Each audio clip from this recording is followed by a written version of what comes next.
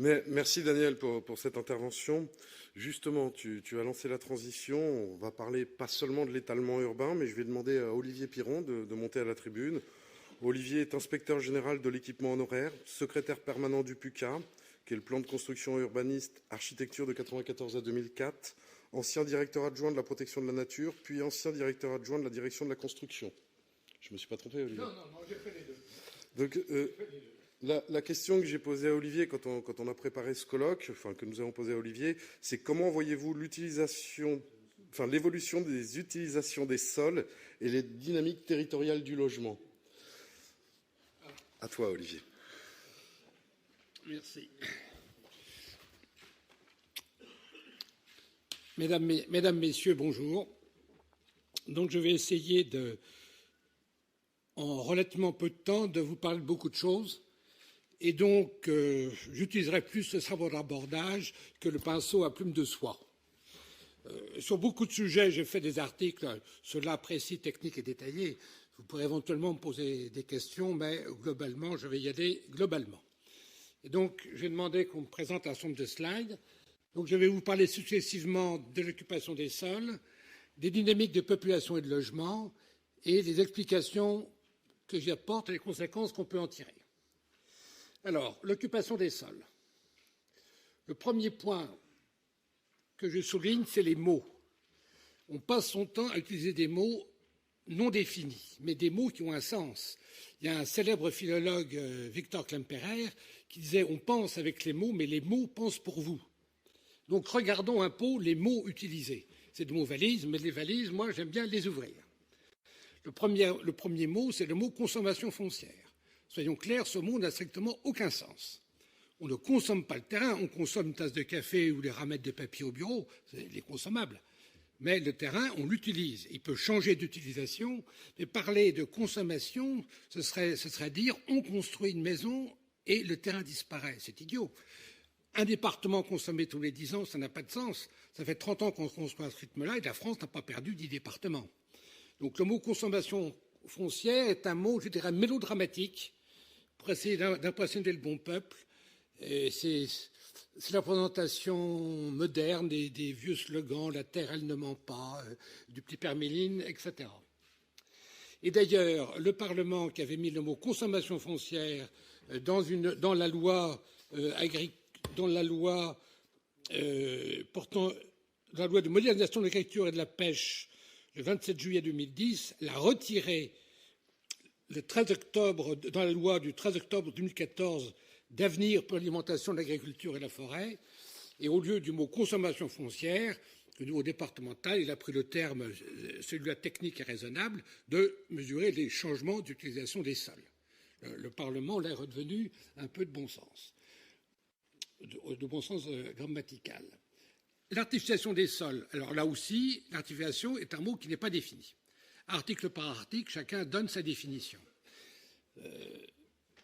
L'artificialisation des sols, par exemple, dans la méthode souvent utilisée de terre-uti, on compte comme artificialisés des sols engazonnés, enherbés, non gérés par l'agriculture. Les terrains gérés par le Conservatoire du littoral sont dits artificialisés, même si, en fait, ils sont techniquement gérés par des agriculteurs. Mais les fermes modèles sont dits artificiels, c'est-à-dire que le but n'est pas d'agriculture. On voit bien que c'est une définition purement et simplement corporatiste.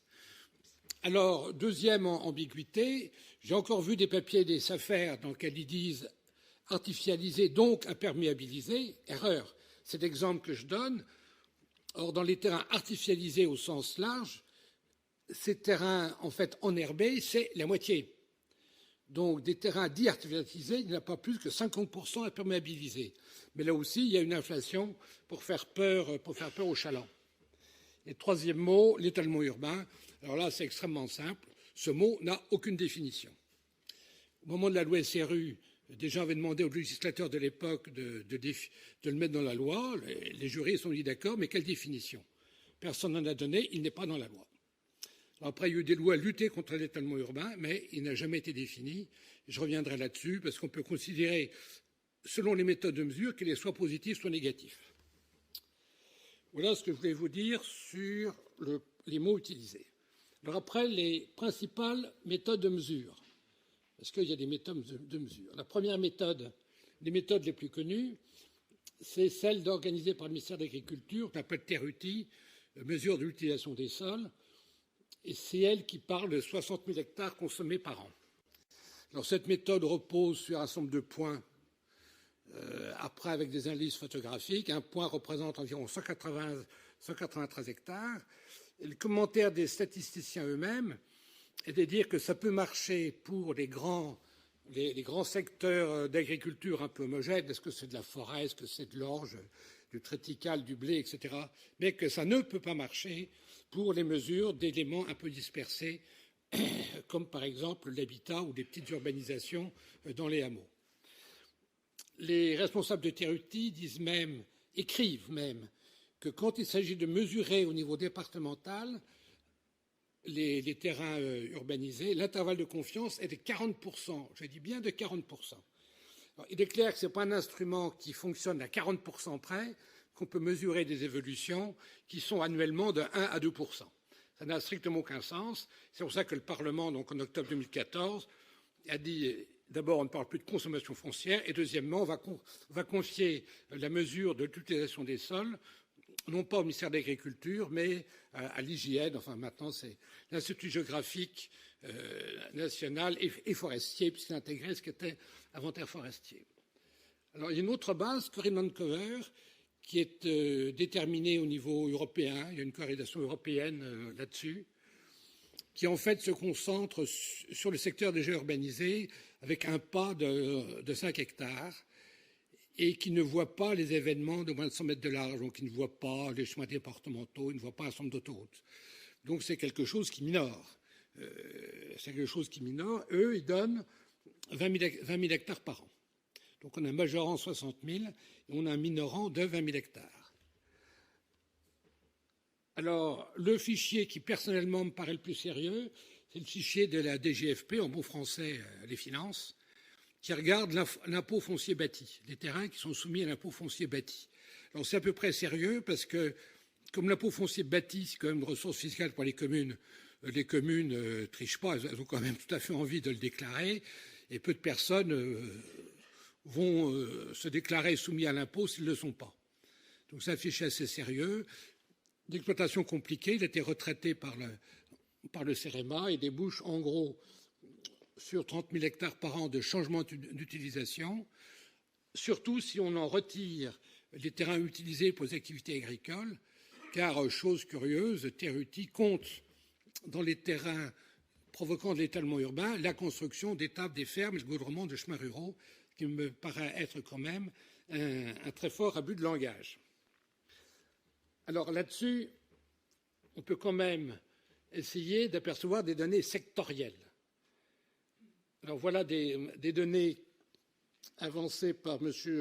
Jean Cavaillès, qui est un chercheur rattaché à l'INRA, donc qui connaît admirablement ce secteur. Il a publié récemment ses chiffres dans une excellente revue, la revue foncière, qui essaye de dire des choses crédibles là-dessus. Alors lui, ce qu'il a mesuré entre la période entre 1981 et 2014, bien, il y a bien une diminution de ce qui est agriculture et forêt. Il y a une augmentation de tout ce qui est nature land taillis, ce qui montre bien que le recul des terres agricoles, ce n'est pas l'urbanisation, c'est nature land taillis.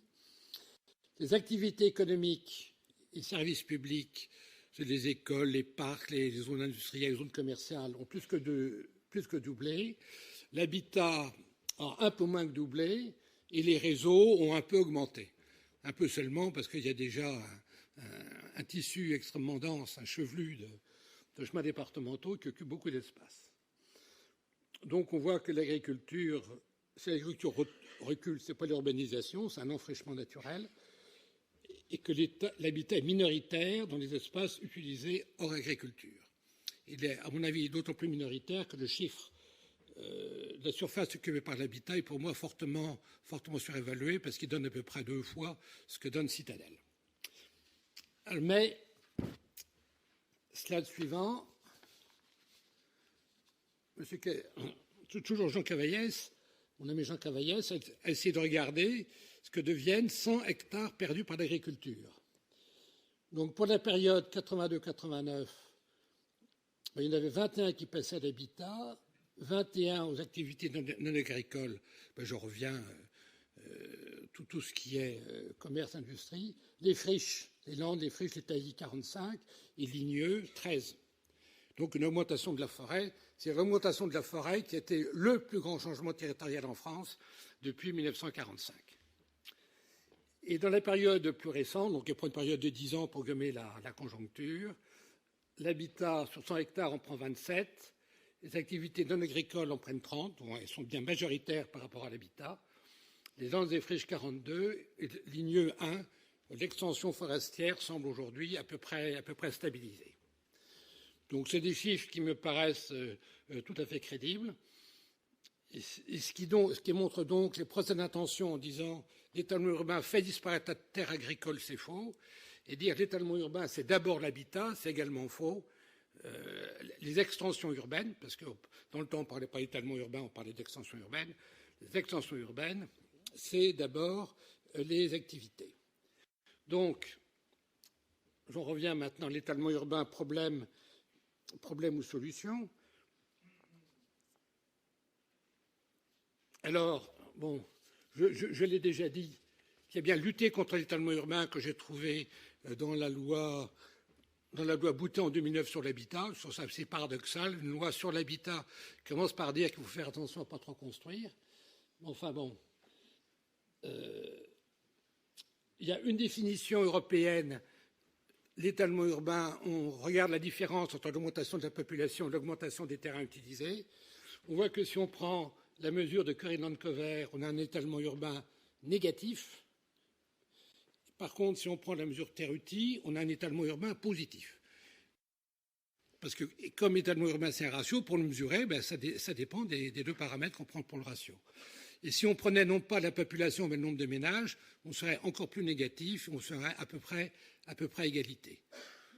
Pour dire que le mot étalement urbain est encore un mot tout à fait idéologique, qui pour moi relève des fantasmes de l'économie de la décroissance, ou l'espèce humaine d'une pollution.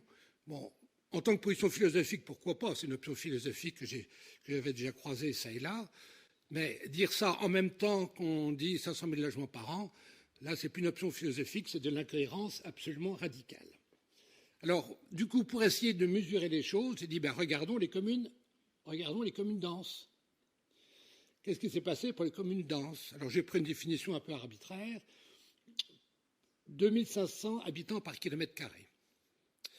Ça peut ne pas paraître beaucoup, mais dans les communes denses, la fonction résidentielle ne fait pas plus du tiers de la commune.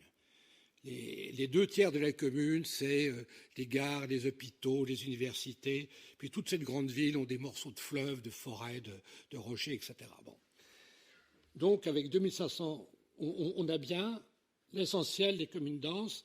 En 68, c'était 34,4% de la population, c'est 28% aujourd'hui. Autrement dit, ces communes, depuis 68, n'ont accueilli que 7,3% de la population complémentaire. Ça veut donc dire que 93%, 92,7% de la population s'est mis dans des communes non denses en prenant des espaces libres. Ça veut donc dire que l'étalement urbain n'est pas un problème, que depuis 50 ans, l'étalement urbain est la solution. Tout simplement. Et donc, le problème n'est pas d'être pour ou contre l'étalement urbain. Le problème, d'ailleurs, comme M. Dimiculi l'avait très bien dit tout à l'heure, est de savoir comment on gère l'utilisation des sols complémentaires. Il n'y a pas à faire de la théologie, il y a à faire de la praxéologie, de la praxis, comment on fait proprement ce qu'on a à faire. Voilà ce que je voulais vous dire. Après, très rapidement, un point auquel certains élus peuvent être sensibles, le désordre législatif, afficher l'ensemble des lois. Là, voilà, j'ai compté. Voilà. Ça, c'est les principales lois. Et puis encore une, voilà. Les principales lois qui sont intervenues, avec chacune modifiée en moyenne 30 à 40 articles du Code de l'urbanisme, qui a dû recevoir entre 150 et 200 modifications depuis 2009, en gros, parce que j'ai dû en oublier. Alors, ce qui est remarquable, c'est que sur ces lois, Il y en a deux qui ont été portés par le ministre en charge du logement. La première, trois. La première, celle du milieu 2011 et la dernière. Deux, sous l'angle de l'environnement et la loi Grenelle, où le thème c'est protéger l'environnement, l'être humain pollue tout. Et deux, sur le plan de l'agriculture, où on dit le centre de l'activité française, c'est l'agriculture. Alors, une fois qu'on part de ces présupposés, l'acte de construire devient un acte compliqué, puisqu'on a accumulé dans les textes toutes les raisons de ne pas construire. Alors, il y a deux autres textes que je ne vous ai pas mis pour ne pas rallonger. C'est deux ordonnances, cette fois donc promulguées par le gouvernement, rédigées dans les bureaux, protégées par le gouvernement, qui dit comment construire en se débarrassant de toutes les lois qui existent. C'est l'ordonnance sur le processus intégré d'habitat, puis après il y a une autre ordonnance sur le processus intégré en matière d'immobilier d'entreprise. C'est-à-dire quand il y a un bon projet, on le fait et on adapte tous les textes qui existent au projet. Pour votre plateau, c'est peut-être quelque chose que vous pouvez faire. Mais en regardant tout ça, je me suis tombé sur une contradiction flagrante qui devrait intéresser le législateur. En 2011, la loi SRU avait bien conservé dans les textes la notion de développement rural. En 2011, dans une loi dite de simplification, le ministère, à laquelle personne n'a porté attention, le ministère de l'Urbanisme a fait disparaître cette notion de développement rural avec uniquement modernisation sauvegarde des centres ruraux. Par contre, le Code rural, lui, a maintenu ce concept de développement rural en disant bien que le développement rural, c'était rétablir les équilibres démographiques et développer de l'emploi. Or, développer de l'emploi et rétablir les équilibres démographiques, c'est construire et donc utiliser du terrain. Et donc, clairement, en ce moment, il y a deux légitimités législatives, ce que je trouve personnellement extrêmement regrettable. L'une qui condamne l'évolution, l'une qui veut figer le monde rural sur lui-même, et l'autre qui veut, au contraire, lui permettre d'évoluer. Il y a même un petit point très technique, des constructions agricoles complémentaires dans les zones rurales. Le Parlement va en être à sa 4e modification législative en 3 ans. C'est, à mon avis, un des points d'accord entre le Sénat et l'Assemblée dans le cadre de la loi Macron. Il ne peut pas y avoir de loi qui modifie le Code de l'urbanisme, bien évidemment. Voilà. Alors maintenant, après les généralités, je voudrais simplement vous parler de ce que disent les chiffres. Le langage des chiffres qui est un peu aride. Donc j'ai mis des tableaux, mais je vais vous résumer simplement l'essentiel de ces tableaux. Le rythme global des Pays de la Loire de 7,067% est assez proche de la moyenne nationale. Globalement, tous les chiffres des Pays de la Loire sont proches de la moyenne nationale, la région parisienne exclue. Deuxième grande constatation, c'est que dans la première période, 68-75, la démographie a été tirée par les grandes villes. Nantes, Angers avaient des grandes ZUP sur le territoire. Dans la deuxième période, 75, 90, 99, le développement a été tiré par les banlieues. Il y a beaucoup d'opérations dans les banlieues, en fait, qui ont permis de démolir plein de logements insalubres dans les grandes villes. Donc, je reviens d'après, on a beaucoup démoli à cette époque-là. On savait démolir jusqu'à 150 000 logements par an entre 1965 et 1970. 150 000 logements par an. Et puis, ces derniers temps, on a vu que le développement a été tiré par le périurbain et par le rural. Voilà globalement ce qu'on a. Alors, en détail, ça donne quoi en détail? Non, mais revenez s'il vous plaît à la précédente. Voilà, en détail. L'ensemble de ce qui est urbain a augmenté de 31%, c'est un peu moins vite que la moyenne qui est de 38%. Tout ce qui est chef-lieu, donc j'ai regroupé, pour faire simple, j'ai regroupé les chefs-lieux. Nantes, Angers, Le Mans, Laval, La Roche-sur-Yon. N'ont augmenté que de 10%. C'est exactement ce que je disais tout à l'heure. Par contre, ce qui est banlieue et les petits pôles urbains ont augmenté de 54%. C'est un peu une particularité des Pays de la Loire. Il y a un réseau de petites villes, comme, je ne sais pas, Saumur, Cholet, etc., qui tiennent le choc, alors que dans d'autres régions, les petites villes périssent, parce qu'elles sont captées par la force de la grande ville. Par contre, les petites villes à 35% tiennent le choc dans la moyenne, et le rural, qui au début déclinait, est en fait la partie la plus dynamique de la dernière période. Alors voilà. Alors, suivant. Alors là-dessus, bon, des tableaux un peu plus simples pour voir comment ont évolué les résidences principales. Sur cette période, pour les chefs-lieux, 78%, hors chefs-lieux, 106%, l'ensemble 99%. Mais comme je parle des résidences principales, les chefs-lieux, eux, ils ont été obligés de beaucoup démolir. Donc, ce qui fait qu'en fait, le rythme de construction, résidence principale et chefs-lieux, a été à peu près identique. Dans cette période, on a su construire à peu près partout avec à peu près la même intensité. Mais alors, dans ces conditions-là, comment s'explique la très faible augmentation de population des grandes villes par rapport au reste? C'est le point clé. Voilà, et le tableau suivant, les familles vivent au sol. Voilà, c'est ça le point essentiel. En 1968, le taux d'occupation des logements, c'est-à-dire le nombre de personnes par logement, était en gros dans les mêmes ordres de grandeur que soit dans les chefs-lieux, hors chefs-lieux et sur l'ensemble. C'était d'ailleurs en gros les chiffres qui existaient en 1900 et également les chiffres qui existaient en 1945, car tout ce qu'on a construit entre 1945 et 1968, tout l'effort de la reconstruction à partir de 1954, ont tout juste compensé l'augmentation de la population de baby-boom. Par contre, depuis 1968, on voit une différenciation extrêmement violente entre les chefs-lieux où le taux moyen est de 1,97. Alors pour être plus précis, à Nantes et à Angers, on est à 1,94. Le 1,97, c'est parce que La Roche-sur-Yon, qui est un peu plus récente, est à 2,25. Par contre, dans le périurbain et les campagnes, on est à 2,44, alors que l'ensemble est à 2,33. Ces chiffres étant, je vous le signale, extrêmement proches du reste de la moyenne nationale. Les grandes villes à 1,97, Bordeaux, Lille, etc., Annecy, même Reims, et la moyenne nationale à 2,33. Qu'est-ce que ça veut dire? Ça veut dire qu'il y a une spécialisation qui s'est faite au fil des ans. Les grandes villes se sont spécialisées dans les ménages courts, c'est-à-dire notamment dans les étudiants.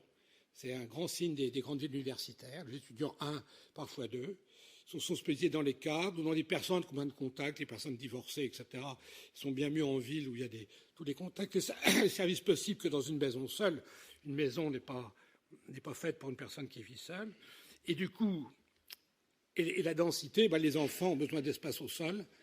Et les familles, ça se voit clairement, filent là où il y a de l'espace, dès qu'elles le peuvent, et dès qu'arrive le deuxième enfant, les familles vivent au sol. J'y reviendrai. Alors j'ai fait une petite comparaison, à la demande d'Olivier Pochol, j'ai fait une petite comparaison avec ce qui s'est passé dans l'île-et-Vilaine. On voit que dans l'île-et-Vilaine, on a exactement la même typologie que l'ensemble des Pays de la Loire.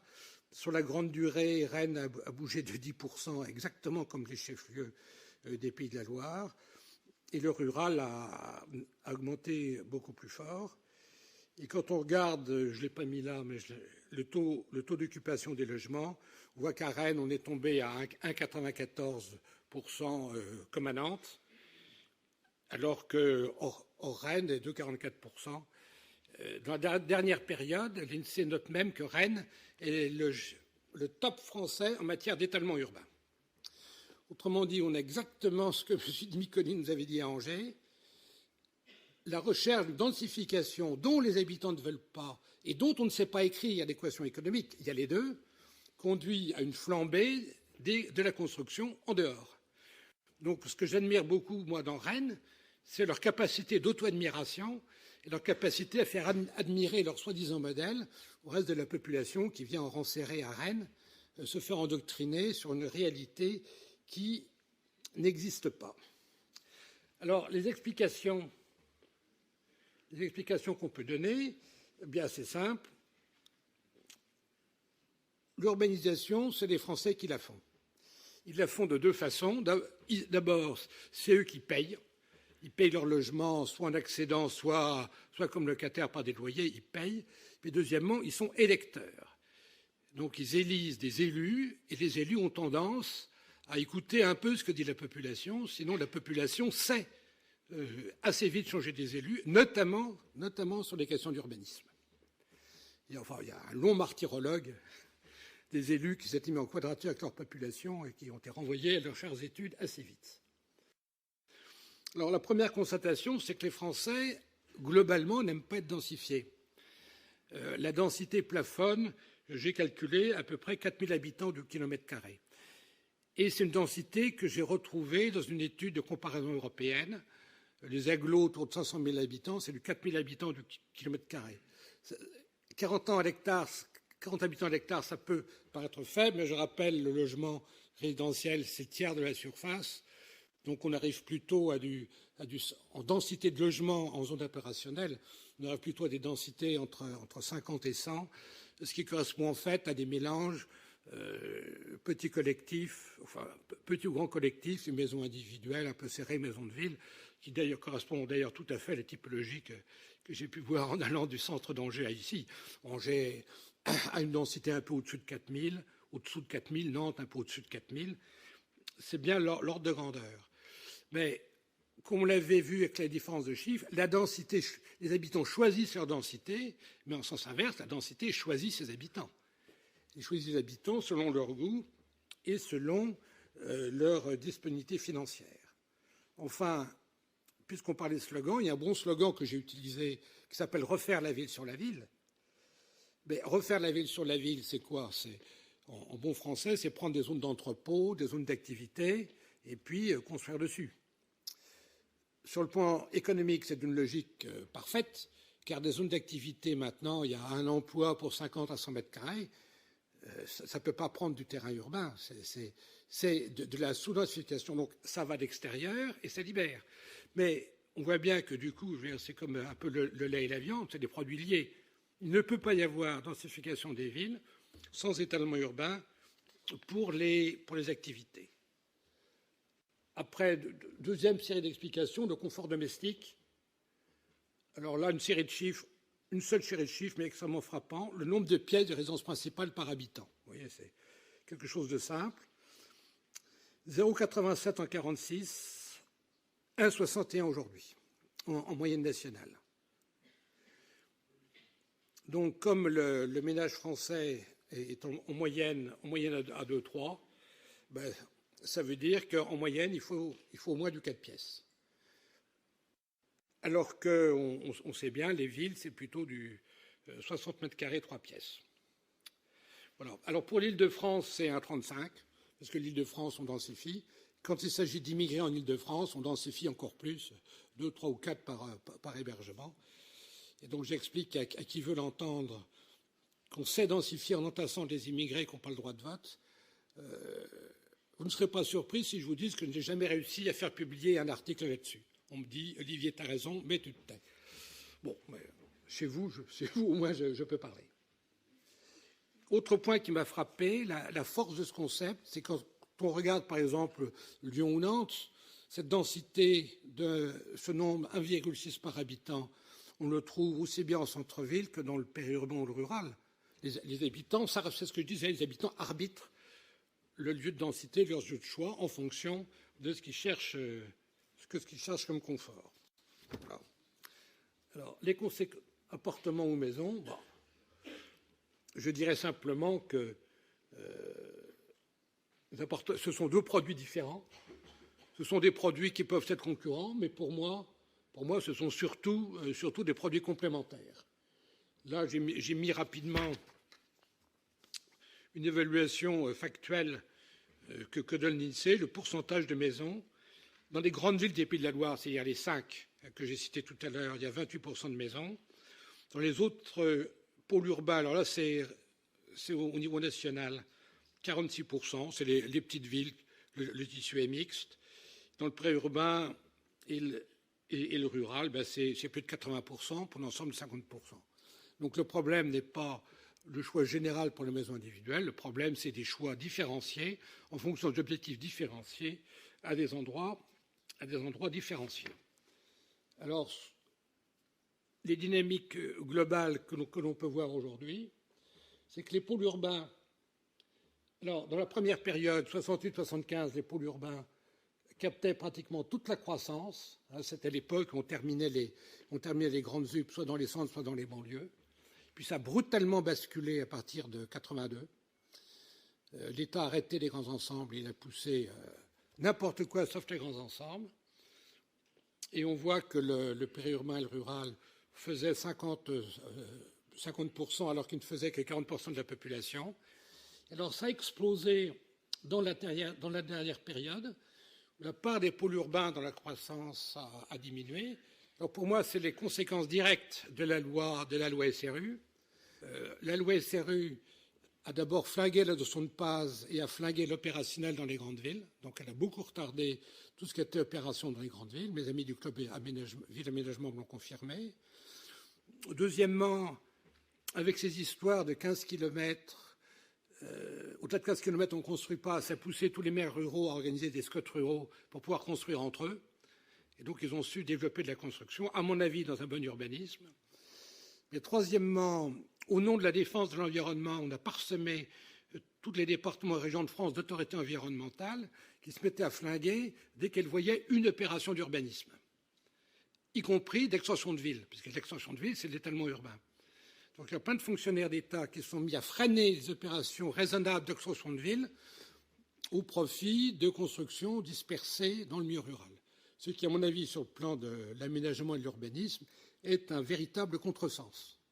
On prend des mots comme l'étalement urbain non défini, on l'interprète de travers et ça donne, à mon avis, des mauvais résultats.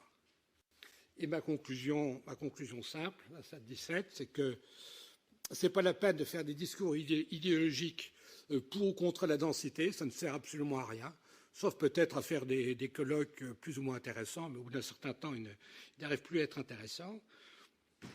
Mais il faut repartir de bases extrêmement simples et saines. En 1977, la réforme de la politique du logement a dit principe l'élection de domicile par les habitants. Dès lors que la politique du logement dit ça avec l'APL et le PTZ et tout ce qui s'ensuit, il faut que les politiques d'urbanisme acceptent ce principe d'élection de domicile et abandonnent toute idée de carte forcée aux habitants. Donc, comme on ne peut pas forcer les habitants à habiter des modèles de ville qu'ils refusent, il faut savoir avoir des modèles de ville et des modèles de développement territoriaux et ruraux intégrant les désirs des habitants. Et quand on parle programmation du logement, comme M. Micoli l'a fait de façon tout à fait intéressante tout à l'heure, il faut savoir faire la synthèse entre les logiques de développement des communes et communautés qui ont, portant un intérêt général, qui ont le droit à la parole et à s'exprimer et à orienter, mais ces orientations n'ont de sens que si elles savent, elles aussi, écouter ce que dit la population et écouter ce que disent les professionnels qui sont constructeurs et aménageurs. Car on construit pour tous, et notamment pour les enfants qui, bien souvent, bien que non électeurs, sont en fait tout à fait partie prenante dans les décisions des parents et donc des élus.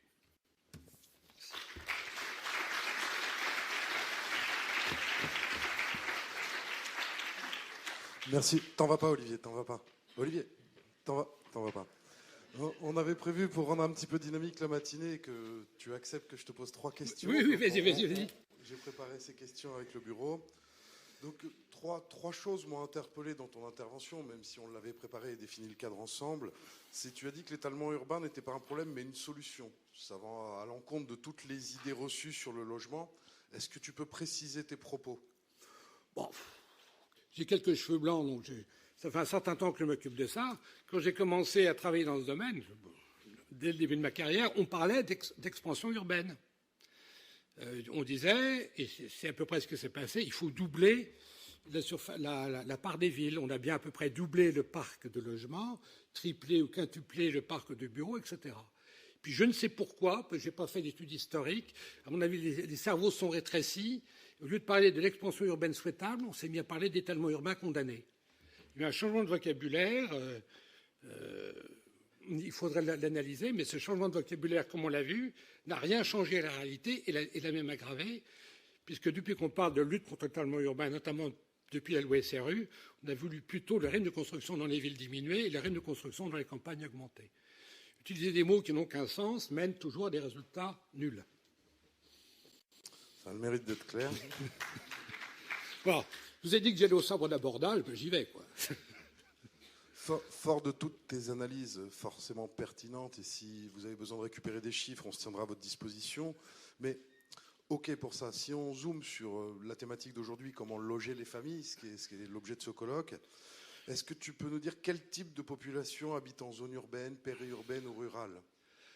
Alors, j'ai parlé en taille de famille. On voit bien en urbain, c'est les petites familles ou les grandes familles dont les parents ont vraiment les moyens. Dans le milieu rural, c'est des familles dont les parents ont moins les moyens. Un point tout à fait particulier, c'est les ouvriers, la population ouvrière. En gros, pour toutes les raisons, notamment de densification, tout ce qui est industrie, tout ce qui est logistique a quitté les villes. Le terrain est trop cher. Et ils ont vendu leur terrain pour se reconstruire des installations correctes à la campagne. Ce qui fait que dans le milieu rural, le principal emploi dans le milieu rural, c'est l'emploi d'ouvriers. Ils sont 30% des ouvriers dans le milieu rural, alors que dans les grandes villes, ils sont à peine 10 à 15%. Quand on dit 10 à 15% ouvriers, c'est bien souvent des conducteurs de cars, des conducteurs de services scolaires ou des garagistes. Mais les ouvriers au sens production en usine sont maintenant pratiquement essentiellement au milieu rural. Alors, il y a une deuxième particularité. Chez les ouvriers, dans les ménages ouvriers, c'est là où beaucoup de femmes ne travaillent pas. Et donc, comme ça avait été dit par Frédéric Leplay en 1880, elles s'occupent du jardin. Et le jardin est une véritable ressource alimentaire, ressource financière complémentaire pour faire vivre les ménages. Donc, il y a un véritable mode de vie ouvrier. Une raison de plus, c'est que les usines modernes, il y a du mécanisme moderne, il y a des machines modernes ou des robots qui coûtent extrêmement cher. Donc ça travaille plutôt en 2-8, en 3-8, voire les samedis et dimanches. Il est impossible d'avoir le transport collectif pour desservir ces ouvriers, qui ne peuvent donc que habiter un endroit, dans une maison, où ils peuvent en plus garer leur voiture. Parce qu'en ville, on ne gare pas sa voiture, c'est bien cher. Donc tout ce qui est développement industriel est lié à maisons individuelles. Dans le Pays de la Loire, on a le département de la Vendée, qui est, je crois, aujourd'hui, ça doit être le département de France le plus industriel qui soit. Donc, il y a une caractéristique de diplôme. Les cadres, en gros, les cadres sup, tout ce qui est bac plus 5, plus 6, sont en ville. Le diplôme dominant dans les campagnes, c'est plutôt le BTS. C'est pour ça que je dis souvent, mais je l'ai même dit dans un colloque à l'Assemblée nationale, vous avez surpris, pour moi, les discours anti-étalement urbain sont vraiment des discours de classe, au sens marxiste du terme. Une classe cultivée urbaine et qui peut se payer des vacances à Saint-Domingue ou des maisons de campagne dans le Luberon, qui a un langage de mépris pour les ouvriers qui n'ont pas beaucoup d'argent, qui ne partent pas en vacances et qui préfèrent passer leurs vacances dans leur pavillon plutôt que dans un appartement chaud en cœur de ville. Donc derrière l'étalement urbain, il y a vraiment des discours de classe. Or, je vous le dis, mais ça je l'ai écrit, j'ai même fait un livre que certains d'entre vous ont eu et que même certains d'entre vous, je crois, ont lu pour le dire. Merci. Dernière question. Quelles pistes peux-tu suggérer pour améliorer les lois de programmation locale de l'habitat pour coller au mieux aux aspirations des habitants de notre belle région des Pays de la Loire? Écoutez ce qu'a dit M. Dimicoli et le généraliser. Voilà, c'est tout. Merci Olivier.